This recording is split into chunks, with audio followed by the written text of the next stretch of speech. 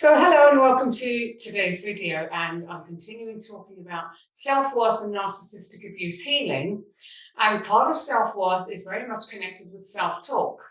So I'm going to talk today about the categories of negative self-talk. And I'll cover some of the most common forms of negative self-talk. And I'm betting that if you think about these and think about how you think regularly on any given day, at least one of these, and probably more, will apply to you. So the first one is worrying. And worrying is an incessant stream of internal dialogue that we all have sort of going on within ourselves. And it's really self-talk at its worst. Now, worrying is something we all do. It's kind of part of how we're wired as human beings. And obviously, if you've been dealing with a narcissist, for sure, you will have a lot on your mind to worry about.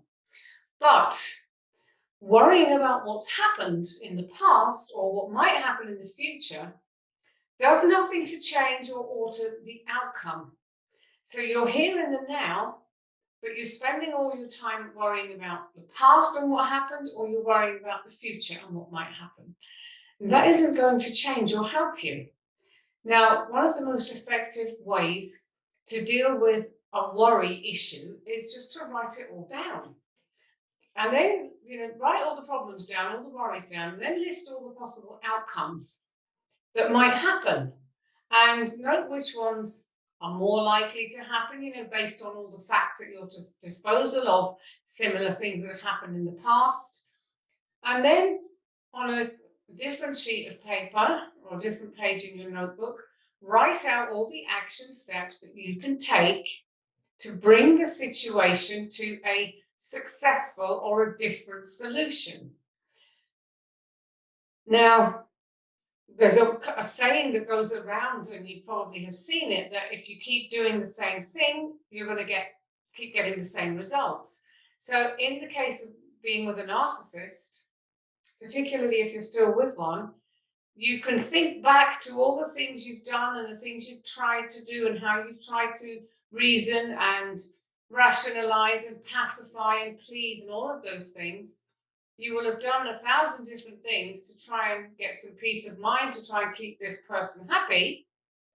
But ultimately, that's never worked. And if you look back, you'll see the pattern. So when you think about going forward, what can you do to change things?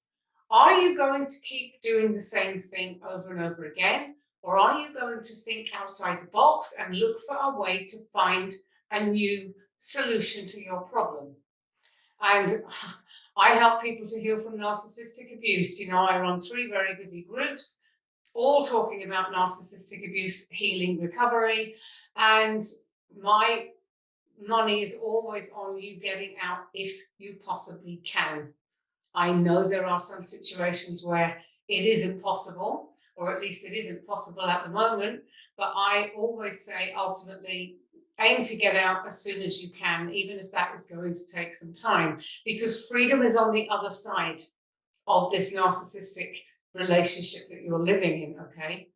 So looking at your situation now and all the worry, you're going to look back at what happened in the past, look at the things you did, decide if going forward, is there anything you can do to change the outcome? And the chances are, when you're dealing with a narcissist, there's nothing you can do to change how they react and respond, because they don't think logically. They are narcissists. All you can do is change how you feel and how you react. So it's really important to remember this. So worrying about the past, worrying about the future is a complete waste of time. Get it all down on paper, so you've got the facts of where you are, what's going on, and then look at, well, how can I change the way I process this, the way I react to this, the way I respond to this? What can you do to make that a different process? So when you start thinking like that, you kind of switch into solution finding mode rather than victim mode, rather than thinking, well, I'm stuck here and there's nowhere I can go, this is never going to change. You start looking at the possibility that, hey, maybe this could change. Maybe I can change. Maybe there is a different way around this, a different way of dealing with this, okay? And this is a pretty effective method of dealing with worry, okay? Now, once you start using this strategy and thinking differently more often, you'll be surprised how much this can shift the way you feel about everything. And basically, it's because the act of writing something down literally takes it out of you. You know, it's still there, it's still happening, but you have a record of it now, you know, sitting there in your journal, and you don't need to just keep it inside you and keep going over it. Okay? Now, the next category of negative self-talk is self-criticism. And it's a huge category because we all do it. You know, even people who are not involved with narcissists do this a lot. So it's one of the biggest, one of the broadest of all the categories. And what happens with this constant criticism is we are always focusing on the bad side, the bad things we've done, the mistakes that we've made, you know, all the things we should have done or could have done or didn't do or wish that we'd done. All of these things, you know, these things that happened in the past. You know, at the time you made a decision, whatever the decision was, turned out to be not the best decision. But hey, it is what it is. You made that decision at the time based on the knowledge that you had. So what's the point in going back and, you know, berating yourself for a decision that you made, you know, way back when? It's far, far better to focus on the now and what better decisions you can make in the future. So I've actually mentioned, you know, in previous videos how the narcissist in your life has really done enough of this criticism. They've really done a number on you. So you don't need to be adding to that. In fact, you need to be actively resisting that, pushing back against it, not necessarily verbally to them. That's not what I'm saying, but certainly to yourself. You need to start saying, hey, I'm done with this. I need to start being kinder to myself. So a way to help you to do that is when you find yourself, you know, thinking negatively and talking negatively to yourself and criticizing yourself. Just ask yourself, you know, why on earth do I keep doing this? And just let that question percolate in your mind for a while. Now, within self-criticism, we can also find a whole bunch of other feelings of regret, of anger, of shame, of guilt. And I will talk about these in other videos. And all of these you're carrying around with you every day. And they're just dragging you further and further down. They're keeping you away from who you truly are. And they're keeping you away from happiness. So you need to be aware of these and really start questioning yourself and questioning why you think the way you do. Now, another common form of negative self-talk is victimization or blame. Now, obviously, I understand how much damage narcissists do, and it's very much their fault that they're hell-bent on destroying people. It isn't your fault. But what a lot of people fail to realize, when they blame everyone and every situation around them, and this includes, especially now if you're involved with a narcissist and you keep on blaming that person and letting that person define, you know, your every waking moment, every waking thought, what you're doing is you're giving up your power to that person. So people who do this basically are denying that they have any control whatsoever in any aspect of their lives.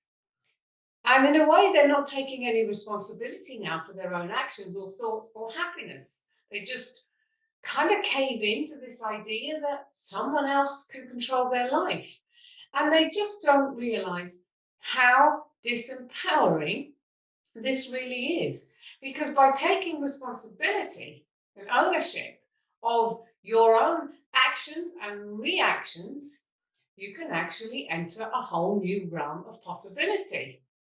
So it's basically stepping out of that victim mentality, stepping out of that blame mentality. Now, if you are in this category, and when I say this, I am not apportioning any blame to you. Because it's not your fault that you're in this situation. Because, narcissists are so incredibly manipulative, they suck you in very easily. Or if you've had a narcissistic parent, then you didn't have any damn choice in that. But you have got the ability to change the way you think now and stop seeing yourself as a victim. Start seeing yourself as someone who can make choices. You can make different choices for yourself. And when you start to think that, this can be very, very powerful. Now, even if you've been stuck in a narcissistic relationship a long time and you've been gaslighted and you've been manipulated within an inch of your life, and you really don't feel solid or grounded, that can be quite a scary place because you kind of have lost touch with yourself and your own reality. But if you're watching this video now, then I'm very, very hopeful because bravo to you. That is a brilliant step in the right direction. It means that you are not willing to go on suffering like this and to go on being under somebody else's power, basically. So, being here is a great thing because what it means is you're looking for a solution that's going to help you get out.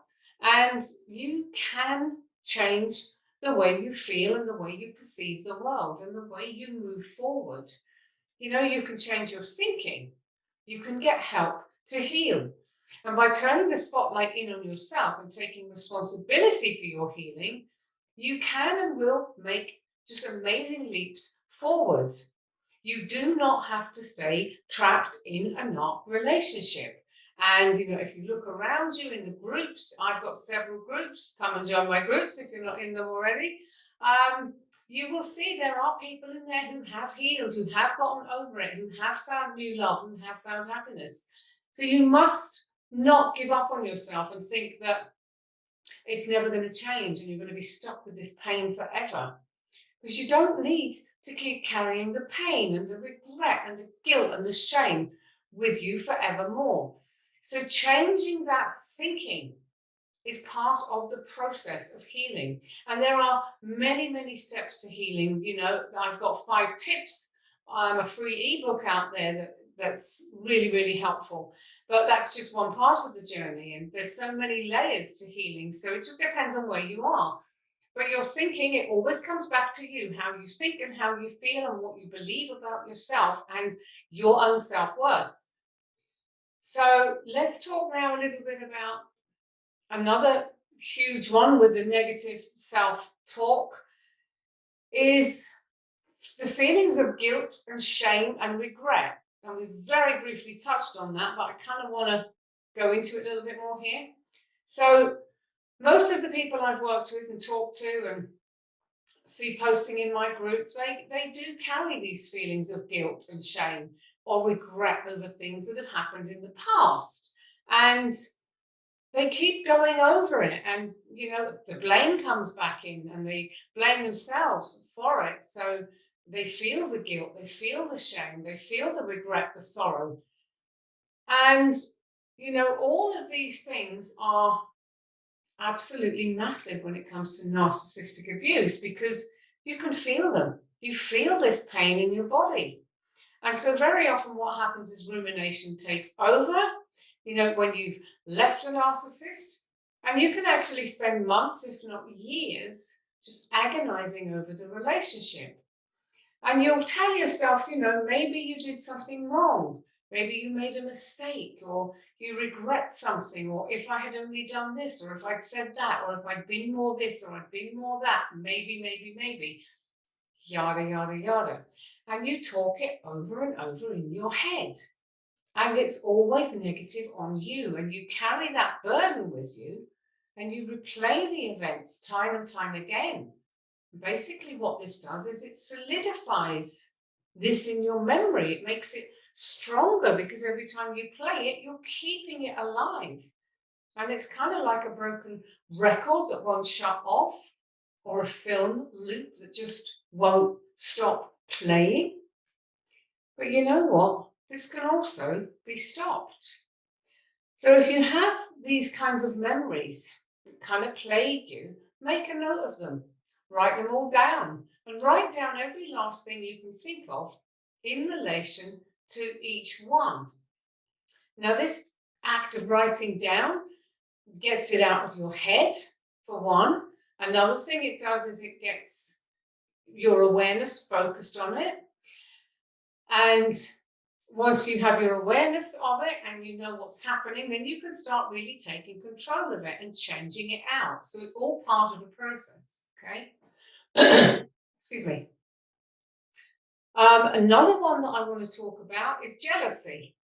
Now, jealousy, usually, not always, it does happen outside of romantic relationships, but it can be quite painful to have experienced jealousy when you're in a romantic relationship, because it causes you to feel threatened and insecure in that relationship.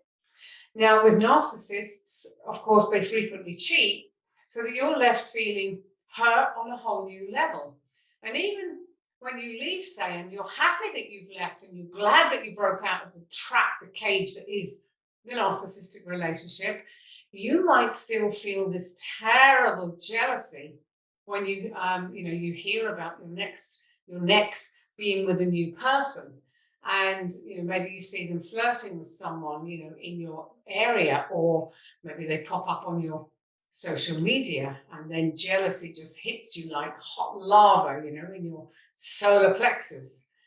Now, feelings of jealousy, this is quite important, feelings of jealousy are intricately bound up with your feelings of self-worth, and in an extremely powerful way. If you suffer with feelings of jealousy a lot, this is a big red flag for you, that you have so little true self-love and self-worth for yourself that it kind of burns through you and causes these feelings of insecurity to just become even more intense, because you just don't value and love yourself enough to start with. And another thing that you need to understand that's really important is that jealousy is seriously toxic to you. It creates these vicious feelings in you, these feelings of lack and not being good enough and not being worthy, on top of the anger and the nastiness of it all. And these feelings take your vibration down to a very low negative place. And this is absolutely not what you want to be putting out to the universe. And what also is going on is that when you do that and you're feeling that, if you don't make this connection to where that jealousy comes from, is you're adding all this pain in on top of the pain that the next put you through. And it's just, basically, it's not nurturing your soul to hold on to this feeling. So you might wonder, what can you do about jealousy if you strongly identify with that? So I'm glad if you're wondering that, because I want to tell you what you can do. And these processes, if you do them, you get your notebook out, you sit and do the work, they really do help. So when you feel that jealousy, just ask yourself, why do you feel that jealousy right now? What emotions specifically are coming up for you that are underneath the jealousy? Because jealousy is like just the main presentation, but underneath it, there is always another emotion. So that could be sadness that this person is no longer in your life the way you wanted them to be. Or it could be anger, absolute fury that they've betrayed you and now they're swanning around town with someone new. It could be any of a range of different feelings. But the real feelings underneath the jealousy are what you need to get at. And when you do get to that, that's when you've got something to work with. So underneath, let's say you are feeling betrayed and angry. Well, why are you feeling that? Go even below that layer. What's below that? Well, I feel let down. I thought I was loved. I'm not loved. Okay, what's beneath that? Well, I'm not loved. Maybe I'm not good enough. Maybe that's what's really going on. I'm not good enough. I'm not worth being loved. And it goes back to some of the things I talked about in the first video. Not being good enough, not worthy, and fear. So always dig underneath each layer, because underneath all the layers is the truth of what's really going on for you. And then once you have that, bring it out in the open, bring it to the party. Then you can actually start dealing with it. Now, a question you can ask yourself then, when you get to that final feeling, is, hey, okay, what good is it doing me right now to feel like this? And you also apply the questions where you ask yourself, what I've mentioned in a previous video is that previous video, or is it one of the next? What you do is you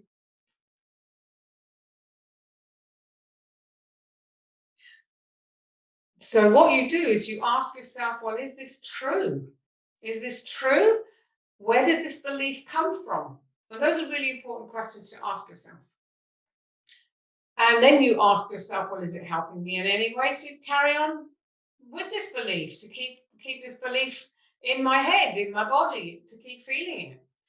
And then you can make a decision, because pretty much always it's going to be, well, no, it's not doing me any good and I don't want to keep it.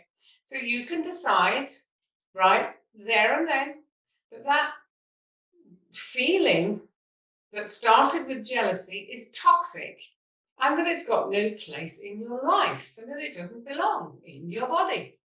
And then you can tune into that feeling and honor it. And tell it that you've heard it, you understand it, you know what it's all about now. But it's now not serving any more purpose for you. And you can decide to let it go. And you can picture it, imagine it, feel it, leaving your body in a way that feels appropriate to you. A kind of a release process. For example, you could imagine it as a dark cloud leaving your body. Easy. And then you take a few minutes to just breathe in some healing, clean, healing white light.